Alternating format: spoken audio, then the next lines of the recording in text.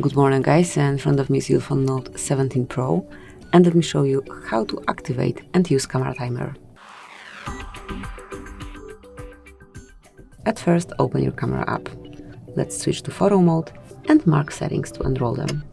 Now click on self timer, and as you can see, once you tap once, you've got 3 seconds delay because it's the automatic option, but if you enroll the options, you can also use 5 or 10 seconds, whichever you prefer. So just pick and then grab a photo. Okay, so let me apply it. And once it is applied, just grab a photo with selected delay. So that's it. Thank you for watching. Please subscribe our channel and leave the thumbs up.